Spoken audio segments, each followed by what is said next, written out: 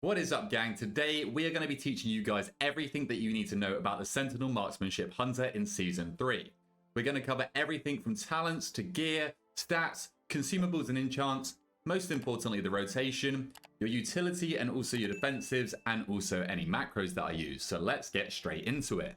So let's kick things off with the talents then. For the most part, this is generally going to be the build that you're going to be locking in, and there's not too many changes that you can make. However, let's cover some of the more notable talents and also any of those talents that you might be able to swap around depending on the dungeon that you're clearing. So first thing that I just want to clear up is we're not going to be taking Deathblow as a Sentinel Marksmanship Hunter.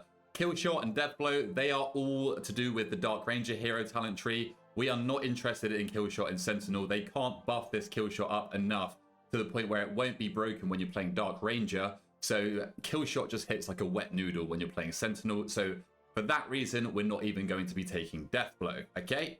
Next thing to touch on then, we've got Tranquilizing Shot here, which means that you can remove one enrage effect and also one magic effect. If you play Kodo Tranquilizer, then this will also remove an additional magic effect from up to 2 nearby targets. If, however, you're playing in a dungeon like Halls of Atonement or Celia's Gambit, where enrages are more common and more notable, then you can actually swap out Kodo Tranquilizer for the Devil Sword Tranquilizer, and this is going to reduce the cooldown of Tranquilizing Shot whenever we remove an enrage effect. Outside of that though, if you don't feel like you need to play either of these two talent nodes here, then you can also take this point out and place it in Tar Trap, or, to be honest, anywhere else around the tree, though there's not really any other notable talents that you'd like to hit, so I'd probably place it in Tar Trap or one of these two here. For now, I'm going to leave it in Kodo Tranquilizer. The next talent that I want to touch on, which is very important for this spec, is Misdirection. So you want to make sure that you're targeting your tank with this when you're in a Mythic Plus dungeon, and this is going to redirect all of the threat that you generate, which is a hell of a lot, especially on pool as Marksmanship Hunter. You're one of the burstiest specs in the game, so Misdirection is almost mandatory, and you need to be pressing this specifically at the start of pools so that you can help your tank gather aggro and also not rip that aggro off of him, but also just make sure that you're consistently using it if new mobs are being added to the pool or any of that jazz. Then, the last very notable talent that I want to talk about inside the class tree is Emergency Salve. Now, this is going to be very handy this season, especially in Arakara and also maybe Dawnbreaker. But this just means that your Feigned Death and also your Aspect of the Turtle will now remove poisons from you and also diseases from you. So Arakara, those first engorged crawlers in the first area that now apply a stacking poison dot to you. If you get that, help out your healers by pressing Feigned Death whenever you notice that it's on you. You can also do the same with the Cultivated Poison debuff that the last boss does in this dungeon. So that's super handy as well. And then in Dawnbreaker, I believe that you should be able to remove Erosive Spray from Rashinan, which is the last boss in there. He pulses out massive raid-wide nature damage to your party and then applies what I think is a poison dot to your whole party. So just make sure and try and use your Feigned Death whenever these poison dots are actually applied to you, because it will get rid of it and it will save your healer a hell of a lot of stress.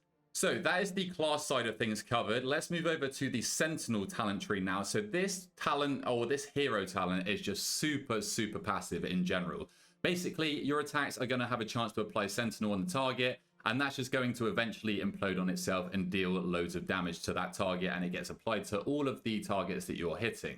But the notable talents here that we want to talk about is Don't Look Back. So every time Sentinel deals damage to an enemy, you gain an absorb shield equal to 1% of your maximum health, and this can stack up to 10%. So pretty much permanently, unless you're consistently taking damage, you've got a 10% absorb shield on you. And then Sentinel is just always dealing damage. So even if you don't have the full 10% on you, you're pretty much constantly generating 1% of your maximum HP in an absorb shield. And by the end of a run, this is going to do a tremendous amount of healing and actually makes you surprisingly a lot more tanky. We're going to come down here, and on this choice node, we're going to take Eyes Closed, which adds even more burst to our True Shot window. It's already one of the burstiest windows in the game, but this is going to add on top of that. This also means that your True Shot stays as a 2-minute cooldown, so that means that you can line it up perfectly with trinkets like the Araz Ritual Forge right here for some huge on-demand burst. Some people do swap out and play with the passive here, where it reduces the cooldown of your True Shot by up to 15 seconds, but that can just desync everything. So for now, I'd recommend locking in Eyes Closed. Same here, we're going to lock in Overwatch. This basically just adds some execute damage to AoE, but also single target as well. And then the only talent that you do play around is Lunar Storm. Every 30 seconds, the cooldown of your rapid fire is reset, and it's also going to conjure a Lunar Storm at the target's location, and it's just going to do a lot of damage to enemies within that circle that is targeted on the ground by a big old blue swirly. So that is the hero talent covered. Let's now move over to the spec-specific tree, and this again is pretty much locked in. We're not going to be changing anything over this side, but I do want to touch on some very notable talents that will change, and kind of your whole gameplay is going to revolve around these talents. So first up, we'll start with Streamline. Basically, whenever you rapid fire or if you consume a precise shot stack, it's going to cause your aim shot to have its focus cost reduced by 20%, but also its cast time reduced by 20%. And this can stack up to 2 times, making them both 40%. And that will be, both of these stacks will be consumed by your next aim shot. So your aim shot is then going to be 40% quicker and also be 40% cheaper as well. We mentioned precise shots there, so I'll quickly touch on that. Basically, whenever you aim shot, it's going to cause your next arcane or multi-shot to deal extra damage, cost less focus, and also have a reduced global cooldown. This, again, is another huge part and huge core part of your rotation, so make sure that you're always consuming these precise shots because it just plays into everything else so nicely. So that's 2 main parts of your rotation covered with the talents. The next is all about lock and load. So this talent right here, lock and load, your ranged auto attacks have a 10% chance to trigger a lock and load, making your next aim shot free to cast and also instant cast. Very, very nice, and smooths out the rotation, smooths out your economy and all that good stuff. But the reason that this is so good is because with this magnetic gunpowder down here, consuming lock and load reduces the cooldown of explosive shot by 8 seconds. Your precise shots are also going to slightly reduce the cooldown of your explosive shot, but this Sentinel build is just all about explosive shot damage. You're just blowing the world up in front of you. And what's even neater, because this just all plays in together so nicely, is with Shrapnel Shot, casting explosive shot is always going to grant you a lock and load. So then you're going to fire this lock and load, which then means your explosive shot immediately has 8 seconds taken off of the explosive shot cooldown. With your volley talent down the bottom here, you also play Salvo, which also fires passive explosive shots with it. So that's another 8 seconds off of your actual explosive shot cooldown. So it's just this constant cycle of getting more lock and loads, which then means more explosive shots. And with the explosive shots, that grants you more lock and loads, which then plays super nicely into this talent, Precision Detonation, which is a very core part of your explosive shot gameplay. When aim shot damages a target affected by your explosive shot, because you'll fire your explosive shot onto the target, it will sit on the target for a few seconds before it explodes. So if you aim shot into that explosive shot, it's going to cause that explosive shot to deal 40% increased damage. Very, very big damage there. But also remember, because the lock and load is instant, it makes your aim shot instant. It makes it super easy to fire your aim shot into this explosive shot to blow it up. Just make sure that your next... pretty much your next global press after your explosive shot is then an aim shot to blow it up for big damn. So that is a huge part of your AoE. On top of that, for your AoE, trick shots is going to be your bread and butter. Whenever you multi-shot 3 or more targets, your next aim shot or rapid fire will ricochet and hit up to 7 additional targets for 60% of that damage. This is where the majority of your AoE comes from, just making those aim shots and those rapid fires cleave. So make sure you're using a multi-shot in between or before every aim shot and rapid fire in an AoE setting where there's 3 or more targets, because otherwise you're going to be missing out on so much damage. And the target count is increased by 2 to a total of 7 targets with this light ammo talent down here. Then the last notable talent that I want to touch on is Volley down here, which is going to grant us trick shots for the full duration. I mean, it's just extra damage is basically why we use it, and also to access our Salvo talent down here. But with the double tap talent down here, this is also Volley and True Shot are going to grant you double tap, which causes your next aim shot or rapid fire to fire again at 80% power. So with that, just make sure that you're never sending your Volley and also your True Shot like back to back. You want to make sure that you weave an aim shot or a rapid fire in between them to consume that double tap. Otherwise, you're going to munch it and lose out on an extra aim shot or rapid fire. Moving on to stats then. So by far and away, your best and most desirable stat is going to be Critical Strike. This is going to synergize massively with loads of your talents buffing up your critical strike damage majorly, and also it's going to make the targets bleed for extra damage whenever you critical strike them. So first up, critical strike. Then we're going to follow with mastery. So on all, or if not the majority of your gear, try and get crit and mastery when you're playing Sentinel Marksmanship. Mastery is just going to flat buff all of your damage and then also slightly increase your range, which can be handy. After that, we're going to go for some versatility because that is going to flat buff our damage. Also slightly reduces some of the damage that we take, so it makes us a tad more tanky. And then lastly, we're going to want to go into haste. The reason that my stats are scuffed, and you shouldn't take after the stats that I'm currently rocking right now, this is on PTR. This was before the season went live, so I was playing a lot of Dark Ranger. So normally I'd have a lot higher mastery and the crit would be somewhere around the same anyway. So crit and mastery. While we're talking about stats, you'll put the pure precise fiber gem into your Reshii Wraps to get some extra critical strike out of that, because that is our most valuable stat. And then we'll quickly touch on the Delve Belt as well. You'll still be rocking with the Delve Belt, and you'll put the static charge enchant, if you want to call it that, into the Delve Belt to get that extra versatility. You're not going to lose out on any damage from this, but you're going to get a tad more tanky from that. And then you're probably going to rock with this Delve Belt until like near Bis gear, unless you end up crafting an off piece or you end up crafting a belt with a Dawn Thread lining embellishment on it. Then you probably will replace your Delve Belt with that if you can't craft that piece of gear anywhere else. Say if you've got like tier gloves, you can't replace those for now. So for the most part, I just recommend simming yourself, which is, I know is unfortunately the boring answer, but that's going to be your best bet to find out whether you're still going to be rocking with a Delve Belt. But the Delve Belt is super powerful and will probably be your BIS until very late into the game, or if you do decide to craft a belt with a Dawn Thread lining embellishment. So that is stats covered. Let's move over to consumables and enchants then. So you'll want to enchant your weapon with the Council's Guile for some extra crit. You'll enchant your cloak with the chant of Winged Grace. You'll put Crystalline Radiance on your chest piece for that extra main stat. You'll go with the chant of Armored Leech for your braces. On your legs, you'll also go for some main stat in the Stormbound Armor Kit. On your boots, you'll go with Scout's March. And then finally, on your rings, you'll enchant with the Radiant Critical Strike.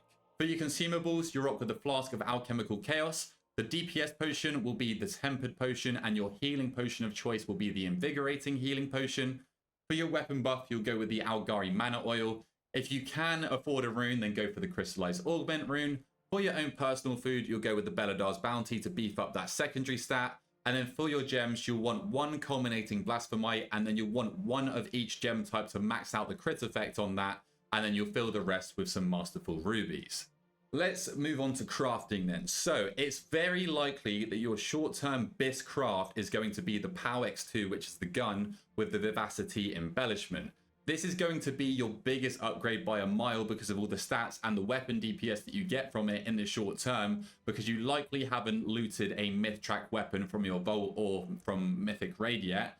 But if you have, your long-term BIS crafts are going to be 2 off pieces of gear, hopefully your wrists and also your gloves. But I appreciate that the gloves are a tier slot, so you might not be able to swap them out. So it could be wrists, gloves, or belt. And you want to craft 2 of these 3 pieces and put a Dawn Thread lining embellishment on both of them to max out that crit effect, okay? So that's going to be your long-term BIS. If you do get lucky with a weapon early on, then that's what you'll want to be going for. Let's touch on trinkets then. So you'll want to run with 1 passive trinket and then 1 on-use trinket. Your best passive trinket is going to be the Astral Antenna, but if you can't get your hands on that from Raid, then the Improvised Theporian Pacemaker is a great substitute for that. And then your on-use trinket, your BIS on-use trinkets are going to be either the Signet of the Priory, which is going to line up with every single true shot, or the Cursed Stone Idol, which you want to save for your true shots. Remember, with the Cursed Stone Idol, you do want to be in melee when you're using that to get the extra damage from that, and that is going to be some extra big AoE damage. So those are going to be your best 2 on uses if you can get your hands on those. But as a good backup or substitute, if you can't get those, then the Unyielding Nether Prism from the Raid is also a very, very strong choice. Let's move over to the rotation then, which I'm sure is why you guys are all here. So we'll first start off with some general tips, then we'll move over to some advanced tips, and then we'll cover the single target rotation and the AoE rotation. So my first general tip for you guys would be to try and never overcap on aim shot or rapid fire. Aim shot specifically is your biggest damage source, but both of these abilities are super important to try and keep on cooldown as much as you can. And then in between these, they're going to generate you a precise shot stack, which you'll want to try and consume before you use, again, either an aim shot or a rapid fire, as to not munch your precise shots. These precise shots are going to grant you a streamline buff, which is going to reduce the focus cost and also the cast time of your aim shot, which is just going to really smooth out your gameplay and also allow you to get even more DPS out. So precise shots are super important, and it's also super important to not overcap on aim shot or rapid fire. My next general tip would be to keep up your trick shots in AOE. Very, very simple, but you want to make sure that you're multi-shotting before you ever aim shot or rapid fire when there's 3 or more targets. Otherwise, you are going to miss out on a huge amount of damage, even if you miss just one trick shot, because your aim shot's only going to hit one target when there's potentially 7 other mobs that you could hit. Then my final general tip would be to try and never overcap on focus. So we're not overcapping on our rapid fire or aim shot, we're not overcapping on precise shot stacks, and we're not overcapping on focus. To not overcap on focus, make use of your arcane or multi-shot if you're approaching max focus, just to dump some of that extra focus while you're waiting to spend it on an aim shot, for example. So that is the general tips out of the way. Now let's move over to some more advanced tips for the Sentinel Marksmanship Hunter. My first one being that you would want to explosive shot before you volley. Now, the reason for this is because your explosive shot is always going to guarantee you a lock and load proc, which is going to reduce the cooldown of your explosive shot by 8 seconds. So if you do this before your volley, you're going to explosive shot, you're going to lock and load, send that aim shot, which is going to reduce the cooldown of your explosive shot by 8 seconds. And then what you can do after that is volley, which is also going to passively fire 2 explosive shots, which is going to grant you a lock and load, which is then going to reduce the cooldown of your explosive shot by a further 8 seconds. So within 2 globals, we're taking 16 seconds off of our explosive shot timer, which is one of our main sources of AoE damage. If you do it the other way around, where you're going to volley salvo first, then you're not going to get any value out of using your volley first, because you're not going to be able to reduce your volley cooldown or your salvo cooldown, and you've just missed out on that extra explosive shot cooldown from magnetic gunpowder, okay? Next up then, we already briefly touched on this inside the general tip section, but I just want to go a bit further into it in the advanced tips, and that is to never overcap or never munch your precise shot stacks unless there is already a spotter's mark on your primary target. Precise shots gives you a chance to apply a spotter's mark to the target, which is then going to increase your aim shot damage to that target by 40%. So this is our highest priority not to munch. But outside of that, if you don't have a spotter's mark already on the target, then you're free to just never munch a precise shot stack, because that is going to grant you streamline buffs, which is going to make your aim shots much more efficient. With tensile bowstring, it's also going to extend your true shot by up to 5 seconds. And also with the precise shots themselves, they just deal a substantial amount of damage as it is. So never munch a spotter's mark as your top priority, and then after that, never munch a precise shot. Make sure you're always weaving an arcane shot or a multi-shot in between your aim shots or rapid fires. And then the final advanced tip that I want to give you guys is when it comes to double tap, just make sure that you're never casting true shot and volley back to back, and that you're always weaving in an aim shot or a rapid fire in between. Otherwise, you're not going to get the added bonus from double tap. You're not going to get that extra aim shot or rapid fire in between, because they don't stack up. These double taps don't stack up. It will just munch one of them, so you're losing out on free damage there. So that is all of the advanced tips covered as well. So let's head over to the single target opener and also priority system. And then after that, we'll cover the AoE opener and priority system. Okay, so let's start with single target. So our opener is going to look like this. The tank is about to pull the boss, which is the only real time you're going to be using your single target rotation in Mythic Plus, right? So as you're approaching the boss, you want to put a hunter's mark on the target, as you'll see I'm about to do here.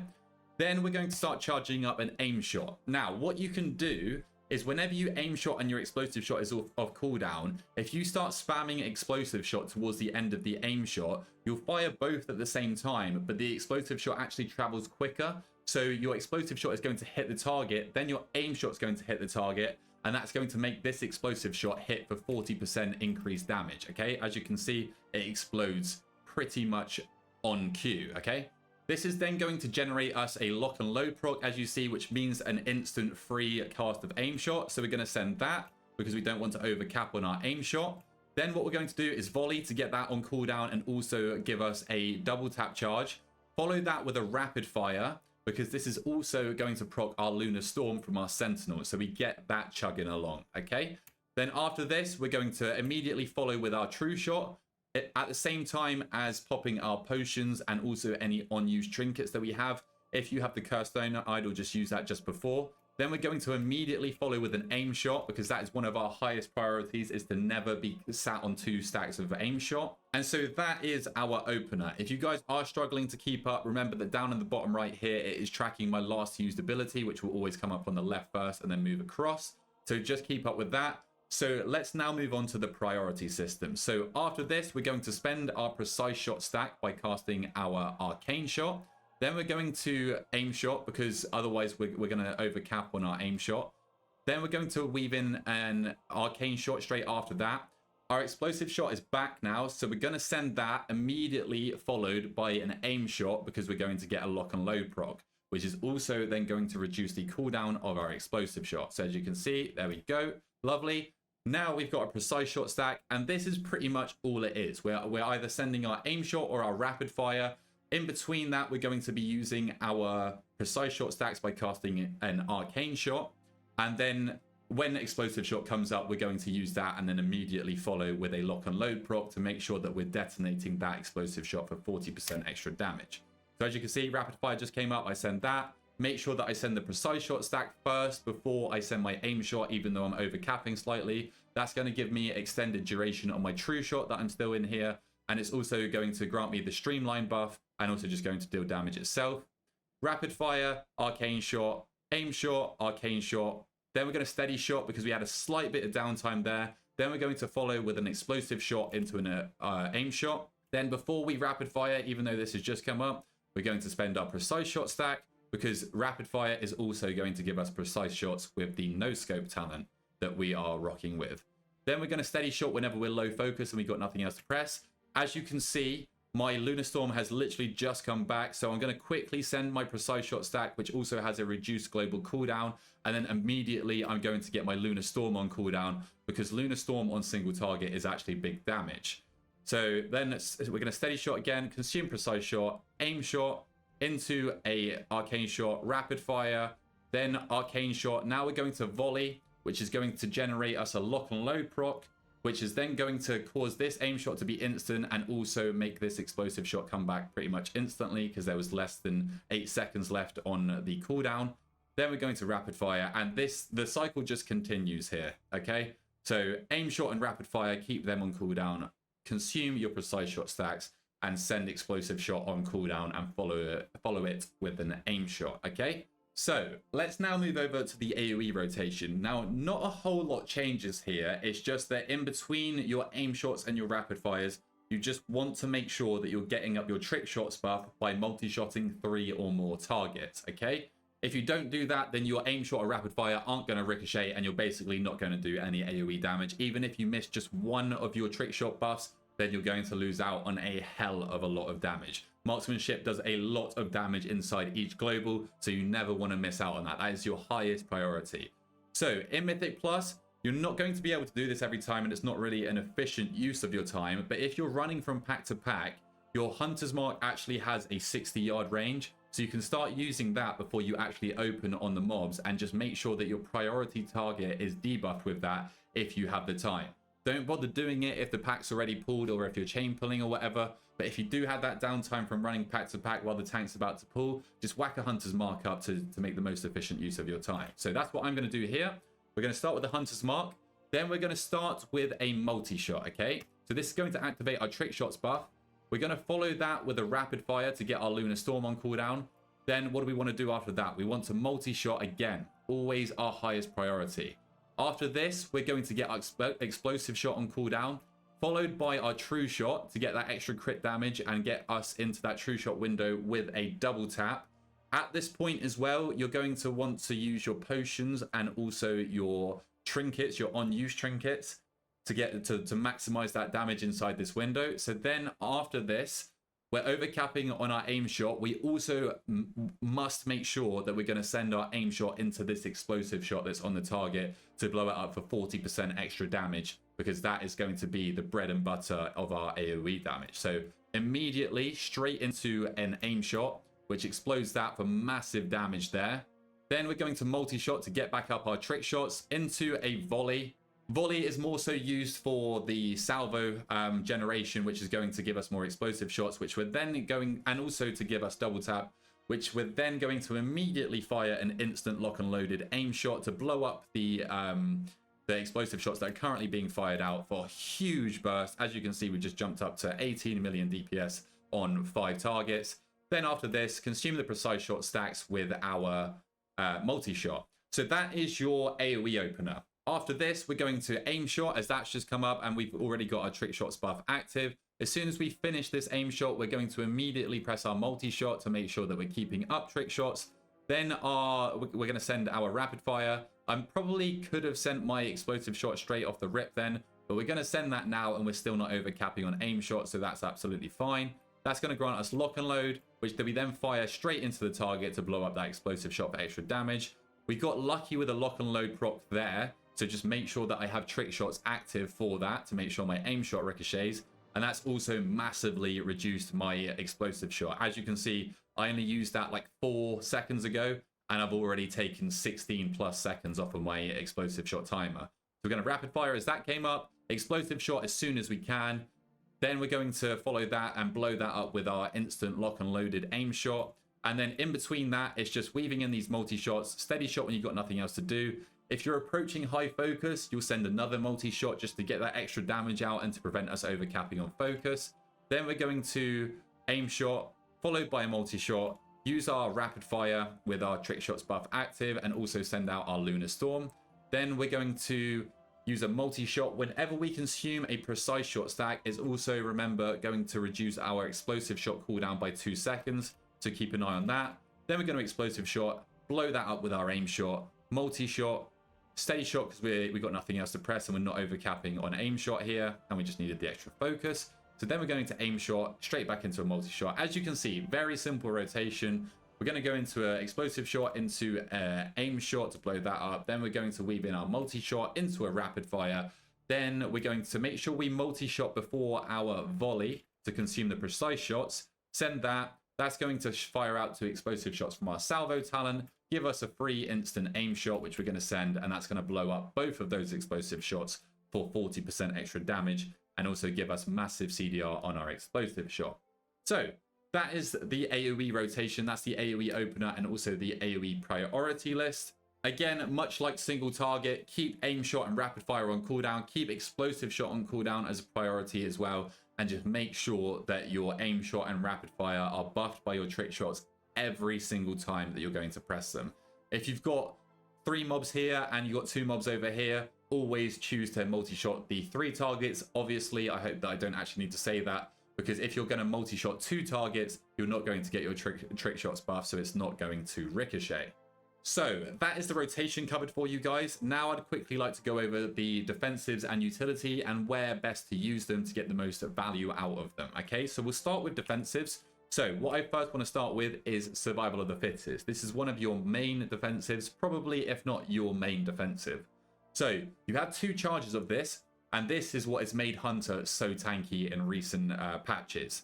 Survival of the fittest is going to reduce all damage you take by 30% for 8 seconds. And like I said, there's 2 charges. So you can be quite liberal with how you use these. But this is going to be your main defensive to survive those one-shots and that horrible incoming damage, right? Aspect of the Turtle is another very potent defensive that you can use as a Hunter. Now, it's not a full immunity. It's more of a pseudo-immunity. It seems very inconsistent with what it actually deflects. Some abilities will just hit you, and other times dots will even apply to you. If dots are already applied to you, then remember that your Aspect of the Turtle does also reduce the damage you take by 30% for 8 seconds. So it's another 30% damage reduction. But for the most part, it will actually deflect the incoming damage. So you can use it to survive one-shots and even sometimes soak stuff as well. But try and get clued up on what you can and can't soak, because there is a little bit of inconsistency with the Aspect of the Turtle. Another one of your main defensives is Exhilaration.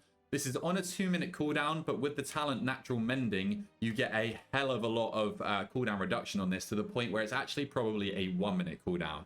But this is going to heal you for 30% of your maximum health. Now, remember that it is on the global cooldown, so that can get you killed. It's gotten me killed quite a lot from the time that I have played Hunter.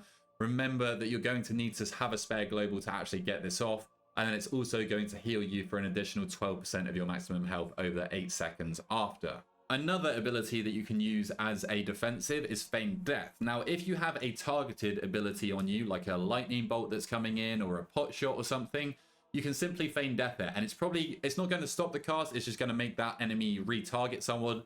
You might get lucky if you come up from your Feign Death too quickly. You might get unlucky, sorry, and it might just retarget you, but at least you've delayed that, right?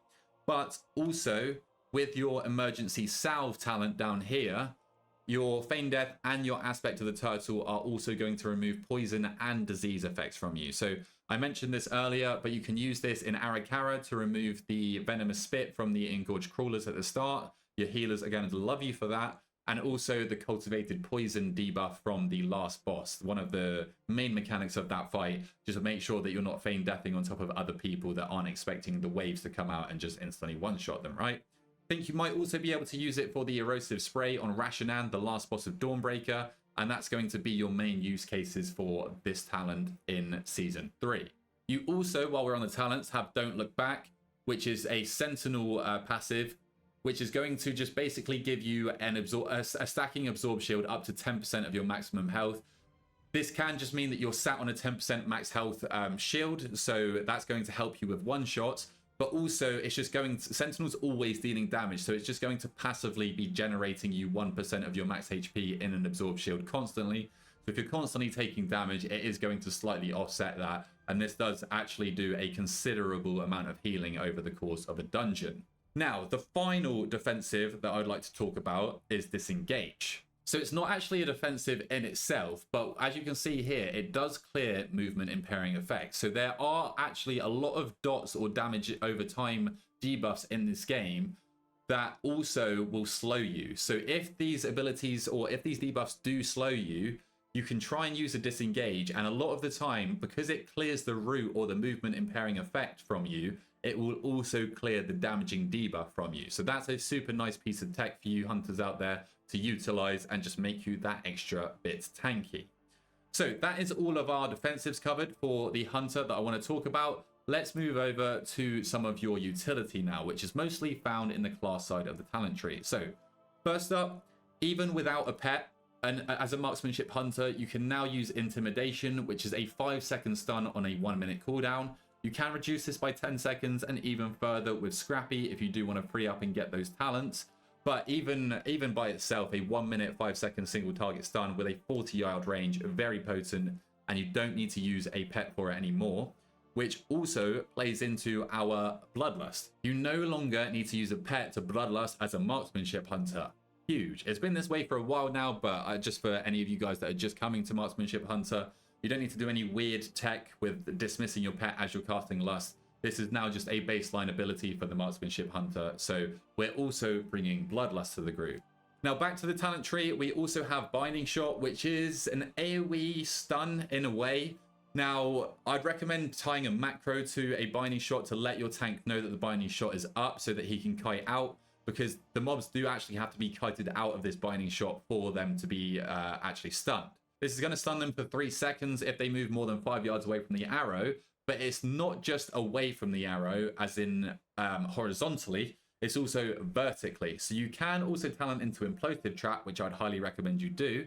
Now this is an AoE knockup by itself, so you can use this as an AoE stop in itself, but also if you place a Binding Shot down on the floor first, and then use an Implosive Trap on the same mobs, it will knock them up and trigger that Binding Shot by yourself. So you sort of have an on-demand AoE stop and stun. It is a lot harder to use than just like a Supernova from a Mage or a Chaos Nova from a Demon Hunter, but you do have access to that if you do want. Other less notable utility is Tranquilizing Shot, which will remove 1 Enrage and 1 Magic effect from an enemy target, but don't sleep on this because it is very useful. You also have Tar Trap, which you can talent out of Kodo Tranquilizer and grab Tar Trap for an AoE slow. This is going to help your tank kite if they do need to. If they're about to die, you can just whack one of these down and save your tank in a pinch. And then we also have Bursting Shot. I low-key don't even want to cover this because this honestly does more harm than good the majority of the time.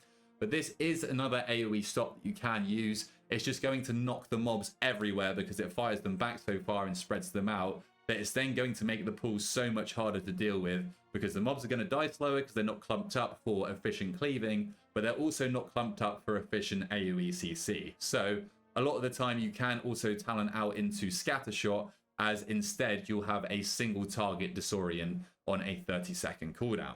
Another very niche stop that you can use is Freezing Trap. Now, if you're accurate with your Freezing Trap, I recommend an Cursor macro. You can use this as a single target stop. You can also use it to freeze the enemy that is refusing to come inside the pack if you don't have a DK to grip it, for example. You can just trap the mob so it stops pot shotting you, for example. Think the sharpshooters in Priory. You can just freezing trap that mob, so you're not doing any damage to it anyway, right? So you may as well just stop it doing damage and potentially wiping your group.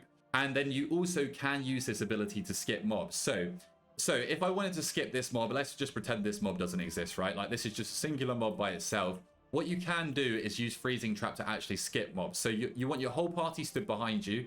You'll Freezing Trap the mob, and then you'll run past it, which will get the mob in combat with you. Once you've got combat, then the rest of your group can run through to the other side. Make sure they're then far enough away from the mob, and also that you're far enough away from the mob. And then what you want to do is feign death, and that will reset the aggro of the mob, and it won't even be targeting or aggroed onto any of your group, and you'll all just be able to safely walk past. Only really works if it's a mob on its lonesome by itself, but there is also that piece of tech that you can use for the Freezing Trap. Then the final piece of utility that you do bring, not so notable for Mythic Plus, more so a raid thing, but you have Hunter's Mark, which is going to increase all of the damage you deal to targets above 80% health by 5%. Now, you'll mainly use this on bosses, but if you are running from pack to pack and you have downtime where you can't use other abilities, then you can also apply a Hunter's Mark to your prio target. But if you're already damaging and able to damage the pack that you're fighting, then just don't even bother with the Hunter's Mark. It's probably not worth your time. So that's all of the utility covered. Let's lastly cover the macros that I use. So what I do personally is I just copy the tank's name whenever I'm in a group with them and paste it in here. And then I just have this as my misdirect macro. So I'll just press V pretty much before every single pull. And that way I know that I'm MDing my tank. You can also use weak auras that I'm sure will maybe be linked in the comments down below. But I just personally use this. I mean, maybe call me a boomer. I don't know. But that is my misdirect macro. My volley macro just simply places my volley wherever my cursor already is, and it doesn't bring up that green swirly that you're used to seeing. So I just always know where my cursor is, so I just place it here and press volley, and then as you can see, it just fires off my volley. So that's those two covered. The same goes for my binding shot, so I have the same thing there. Just fire a binding shot, fire a freezing trap, all the same. Would be the same for my tar trap as well. Then I use @focus macros for my single target CC abilities. So my counter shot, my intimidation as well. I think that might be it for now. But I would also use this for my scatter shot if I was talented into that. Oh, I use it for my tranquilizing shot too. And then finally, my true shot macro just uses my racial because I am an orc, and then also uses my trinket as long as it's on my 14 slot. Okay, so that is everything that you guys need to know about the Sentinel Marksmanship Hunter in Season 3. If this guide did help you or a friend out, then please feel free to drop a like down below. Comment what guide you would like to see next. I'm going to try and cover all of the DPS and do guides for them this season and every single season going forward. So if you haven't already, subscribe so you don't miss out on those. I'll try and teach you guys how to play your spec every single season. And until next time, I'll catch you guys later.